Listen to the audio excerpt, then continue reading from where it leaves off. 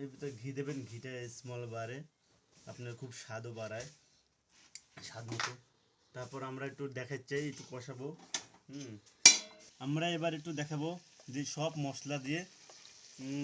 মশলা দিয়ে কষানো হচ্ছে, এবং আপনারা এই সেম কোয়ালিটি মেনটেন করবেন। আপনার এই যেভাবে বলেছি এবার সব কিছু দিয়ে অল্প অল্প দিয়ে আপনারা ভুনা খিচুড়ি খুব সহজে অল্পতে এবং খুব সাশ্রয় হবে, সুন্দর, খুব টেস্টি একটা ভুনা খিচুড়ি হবে আপনার। এই পর আমরা 5টা মিনিট এই মশলাটা একটু কষাবো, কষানোর পরে আবারই দেখবো। 5 মিনিট শেষ হয়ে গেছে। ও কি স্বাদ, কি ঘ্রাণ! অনেক সুন্দর হয়েছে। কালার দেখেন, কালারটা দেখেন একটু, কালারটা আমরা দেখাতে চাই। অনেক জোস কালার হচ্ছে, ঘ্রাণ স্মল বেড়ে গেছে। তারপরে কতটা স্বাদ লাগবে তো, মানে রান্নার আগে জিহ্বায় পানি চলে আসছে, কতটা স্বাদ হবে। আমরা আরেকটু একটু পানি দেবো, পানি দিয়ে হালকা একটু গরম পানি করে নেবেন, ম্যাক্সিমাম সময় গরম পানি করে নেবেন।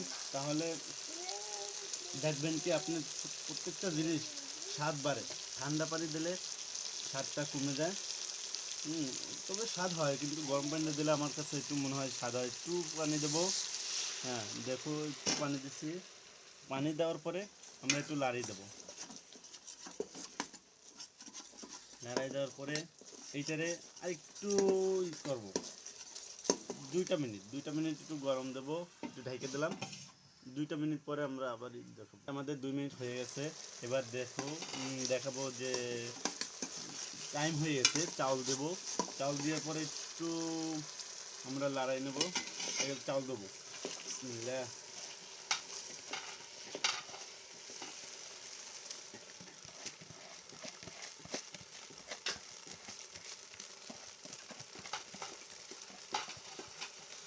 হ্যাঁ, আমরা চাউলটা দিয়ে নিচ্ছি। চাউলটা দেওয়ার পরে একটু লড়াই নেব, হ্যাঁ চাউলটা দেওয়ার পর একটু নাড়াই নিচ্ছি। আমি এই জায়গায় পুনে 1 কেজি চাউল দিচ্ছি, পুনে 1 কেজি চাউল দিলে আমরা 4-5জন খাইতে পারবো ভরপুর। আপনারা চাইলে বাসায় এরকম সেমভাবে আপনারা তৈরি করে সুন্দর পরিবেশে একদম টেস্টি ভুনা খিচুড়ি আপনারা কম খরচে অল্প টাইমে শর্ট টাইমে ভুনা খিচুড়ি পাকাই আপনারা বাসা বাড়িয়ে খাইতে পারেন। আমি প্রায় সময় এরকম ভুনা